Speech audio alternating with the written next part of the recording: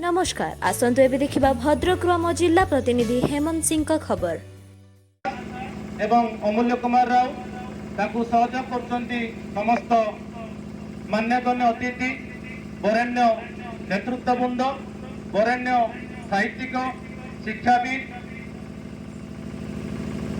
ये समस्तंकर महामेलन आज गुटे नूतन अध्याय सृष्टि करिछि। एसीपी फाउंडेशन वार्षिक उत्सव और कमल बंटन काहालिया गढ़िया एसीपी फाउंडेशन पालन करिछि तार 8म वार्षिक प्रतिष्ठा दिवस।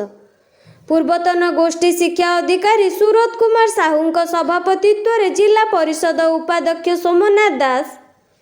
अवसरप्राप्त अध्यक्ष चिंतामणि पाणिग्राही, शुभेन्द्र कुमार मिश्र, शिक्षाविद जगन्नाथ पात्र, हरमोहन पंडा, चतुर्भुज पही, दलित नेता राजेंद्र प्रसाद जेना प्रमुख जोग देइथिले। एसीपी फाउंडेशन प्रतिष्ठाता अलेख चंद्र बेहेरा परिचालन रे प्रतिभा संवर्धना मेधा छात्र सम्मान प्रदान कर जाइथिला। मोहन कुमार मोहंती, सांबादिक हेमंत सिंह, सत्यनारायण जेना, स्तंभकार सुबोध कुमार साहू मंच संचालन करथिले। एही अवसर रे सांस्कृतिक कार्यक्रम परिवेषण कर जाइथिला। मोर ये स्वागत वक्तव्य आपण मानक प्रदान कर अपर पक्षरे माँ ताणी आशीर्वाद कि माँ ताणी इच्छा आपण माने जो माने वयोज्येष्ठ व्यक्ति और निज निज क्षेत्र में अधिष्ठित व्यक्ति माने बसिचंती मोर बयस आपण मानक कम आपण मानक संवर्धित करिया पई बयस मोर एपर्यंत है तेणु से माँ ताणी बोध निर्देश अच्छी माँ ताणी मु अन्य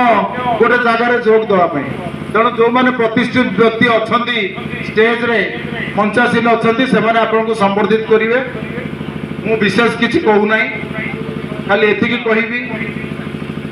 नवा वर्ष एवं पवित्र मकर संक्रांति काली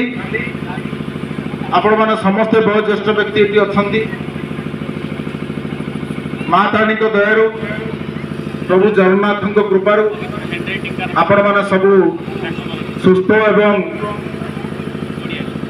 निरोगमय रुहतु। एसीबी फाउंडेशन ये अंचल बहुत गुड़े सामाजिक कार्यक्रम करुच्ची किंतु मु एसीबी फाउंडेशन अध्यक्ष को गोटे अनुरोध करी एसीबी फाउंडेशन टा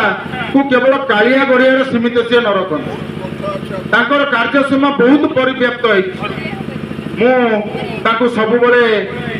सामाजिक गणमाध्यम